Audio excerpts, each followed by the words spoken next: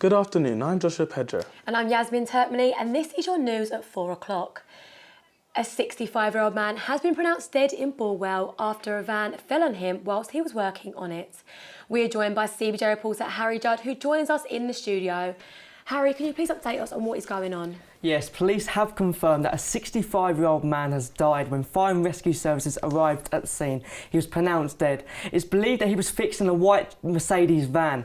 Now, we heard from residents that he normally fixed Peugeot cars. This was the first time he'd ever worked on a van. We also hear from residents that the jack he was using was unstable. We don't know whether or not this is true, but we do know it must have fallen on him just before 2:30 p.m. in the afternoon. Have the police released a statement?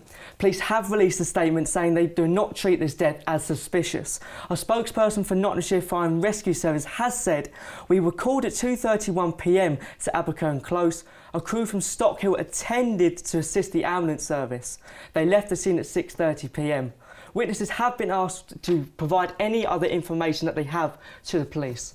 And has the man been identified? No name has been released. One of the witnesses I spoke to said it took 45 minutes to an hour for fire and rescue services to arrive. Officers were called to the area shortly after 2:30 to Bulwell, and the police cordoned off the area so investigations could be done. Fire and rescue service, 3 ambulances and an air ambulance were also sent to the scene to help rescue the man. We spoke to a resident earlier today. On the phone to my mum, then I looked out the window and there was all like flashing lights, ambulances, fire brigade, there's an helicopter, various police cars and stuff. Then there was a van, white van near where that car is, and all I saw was people just tampering with the car, like not tampering but trying to get whoever's out. A seminar was held today at Nottingham City Council to advise people over 50 on how to avoid scams and doorstop crime. Age Friendly Nottingham put the seminar together for free as a result of the old generation being more at risk of scams and fraud online. CBJ reporter Shauna Samuels went down to the seminar. Doorstep scams have been a growing problem all over the country, with almost 5 million people over the age of 65 being targeted every year. Today, Nottingham City Trading Standards hosted a free seminar to the over 50s to teach them about how to stay safe, not only from doorstep scams, but also from the internet and over the phone. Doorstep crime is basically where someone comes to your front door and knocks on unannounced, you're not expecting them, or they might leave a leaflet through the door advertising for a type of work perhaps, and the intention of doorstep criminals is basically to try to get into the property, perhaps offer to carry out work on the house, but actually just to take the person's money, to con them. Nottingham City Council believes that it was vital to them to introduce seminars such as these for the elderly. It was raised as a big issue for older people, and as you know, Nottingham City has a massive older population, and it's estimated by 2020 there's going to be over 83,000 people from the over 65 living within our city. So it's a big issue for us. It's a big, and we need to address those fundamental issues around scam, about crime and antisocial behaviour. Trish explains the nature of the cases she works with on a day-to-day basis. I worked on an investigation where there was a lady who is bedbound, and she's confined to her front living room.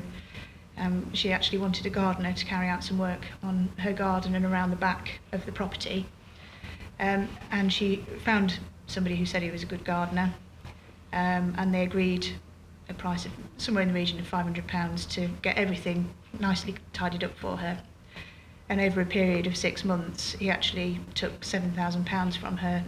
This is Shauna Samuels for CBJ News.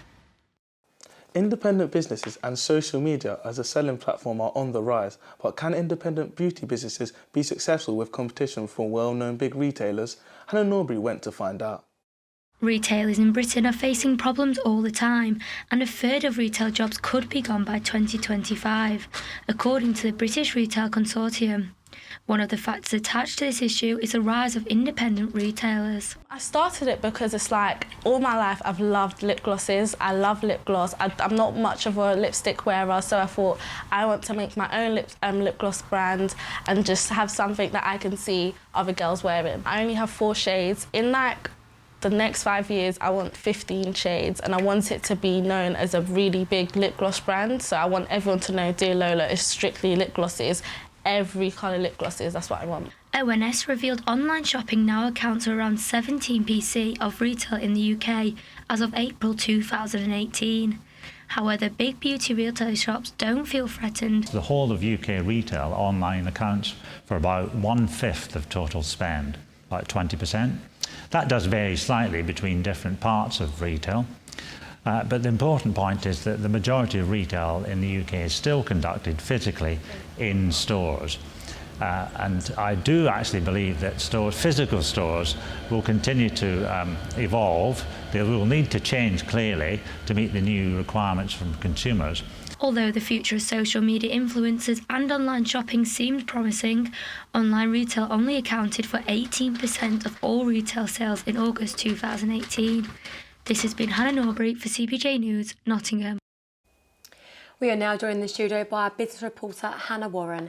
Hello, Hannah. Hello. So you can tell us a bit more about what is going on with UK businesses. So as Hannah just said there in our story, it's not just independent businesses that are suffering here, it's big companies as well. We've seen a massive loss on the high street from sales, and you would usually think that that's a good thing because internet sales are like rocketing, but they're not, because it means that there's lots of closures and job losses, so it's worse in the long term. Are we expecting to see less closures this year? 2018 wasn't a good year, but basically it meant that at least 25,000 people were out of work.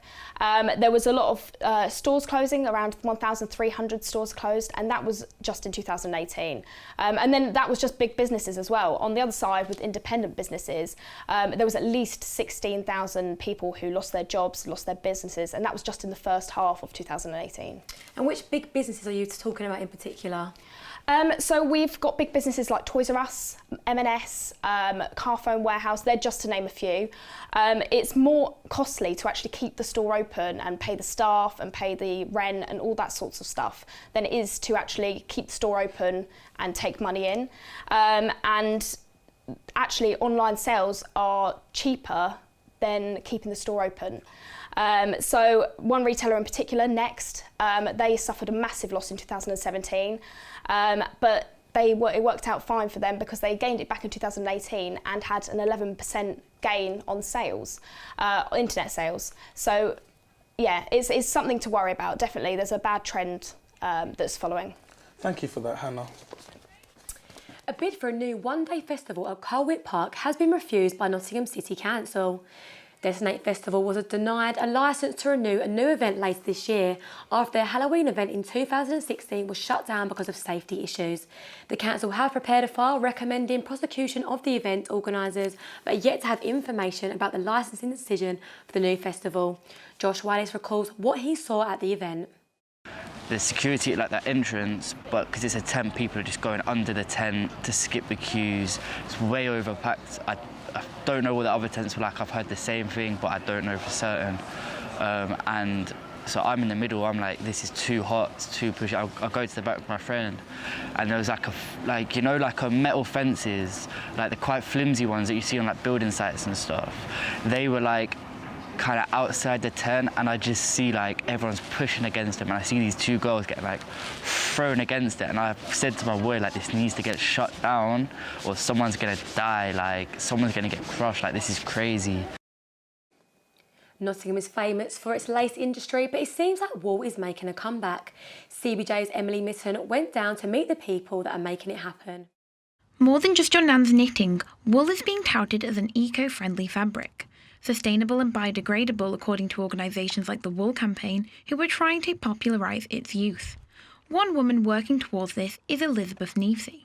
She set up Wild Wool 10 years ago. It's an independent online company that sells the wool and yarn Elizabeth shears from her 70 sheep. With the help of her sheepdog, she's trying to encourage a growth in the wool trade. For such a long period of time. If you think back to in history, how did we clothe our houses? How did we clothe ourselves? Well, other than flax made into cloth, it was wool. Wool was all we ever used, hence why I have a wool collar. I have this wool collar, and this is what the Vikings, I made this is what the Vikings would have worn.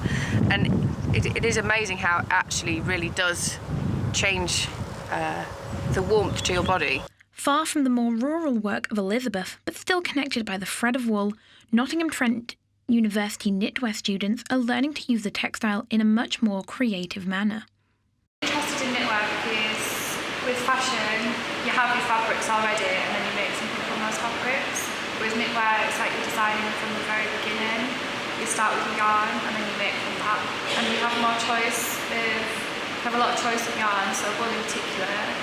You can just choose to use that wool and like dye it, do whatever you want with it and create a garment. Whether wool will quite have the impact of lace on the city of Nottingham is still to be seen, but there's certainly a case to be made. Emily Mitten, CBJ News. This summer we'll see the Dance World Cup take place in Braga in Portugal. It's a chance for dancers all over the world to showcase their skills. Two of the dancers representing England are from Nottingham. Jack O'Flaherty's been there to speak to them. This is 17-year-old Shania and 18-year-old Kyra. They have been selected to represent England at the Dance World Cup. This is acro dance. It combines elements of dance and acrobatics, with the girls lifting and balancing each other to music. The pair were chosen by former Strictly Come Dancing judge Arlene Phillips by a video audition sent in. Yeah, we knew that we was being put forward, but there's an audition stage first, so we thought we was going to have to go through that, but then turns out we're just going straight to Portugal. The dance duo are from Expressive Arts Academy in Sneinton and have won 3 competitions in Mansfield, Leicester and Birmingham last year. Amal is their trainer. So I've been running this dance school now for 4 years, and I've been teaching both Kyra and Shania for the 4 years that we've been going for now. And Shania's actually my daughter as well, so it's a double bubble for me really, them getting to the World Cup. The Dance World Cup is a yearly competition giving over 12,000 dancers aged 4 to 25 from around the world the chance to represent their country at the finals. A dream come true for the girls. Amazing, we were really overwhelmed, like we weren't expecting it, but we're just really excited to go and, you know, enjoy the experience. The unusual style of dance is what they hope will set them apart from the rest of the competition in Portugal. We are very different, and we do acro dance, and it is a specialist, so there's not so many schools that do that, and I felt that gave us a really strong chance. And the girls had also been out to perform this routine in 3 other competitions and won the gold with it, so I knew it was a really good one to go with. Of course, the good news now means that the girls have to train hard in order to make the most of this opportunity. Yeah, about 12 hours, about 4 or 5 times a week. So hard. Yeah, really hard. For such a small dance studio, the call-up is helping to establish Nottingham dance on the world stage, and a win would be even better. It'd just be amazing. I think just for the girls themselves to get the recognition and get the belief in themselves of actually how good they are with the amount of training that they do. And for Nottingham and Sneinton, you know, and for the rest of these kids that they're an inspiration to, so it's amazing. These girls know the competition will be tough, but they have the full support of their school. Jack O'Flaherty for CBJ News. Good luck to Shania and Kyra from all of us at Expressive Arts Academy. And now today's sport, here's Eleanor Lee. So looking forward to this weekend's fixtures, and Nottingham Forest are in preparations to take on Brentford on Saturday. A win could see the Reds leap 4 places in the table to 8th, considering results go their way. Across the River Trent, and Notts County will be looking to get their first win of the year as they travel to Forest Green Rovers. The Magpies managed a 1-1 draw last week against league leaders Lincoln City. And Mansfield Town will be hoping that Newport County's FA Cup celebrations continue into the weekend. The Welsh club progressed into the 5th round of the Cup for the first time since 1949 and will now face Premier League champions Manchester City. A win against Newport could take Mansfield top of the league if Lincoln fails to get a result against Northampton Town. In cricket, Nottinghamshire's Stuart Broad is expected to keep his place in the Test side for England's Test match against West Indies on Sunday. And there's still no injury update on Nottingham Panthers player Dylan Olsen. The Panthers will travel to Sheffield to take on the Steelers this Saturday. That's all your sport news for now. Now here is Dana Southall with the weather. It's going to be mostly dry this evening, with highs of 5 degrees. Going into tonight, we'll see rainfall, with temperature dropping to 4 degrees. This will continue to Thursday morning, with the day starting off wet and windy, but clearing up in the afternoon with sunny spells and highs of 7 degrees. That's all your news for today. Make sure to keep up to date with the latest news at CBJ News on Twitter.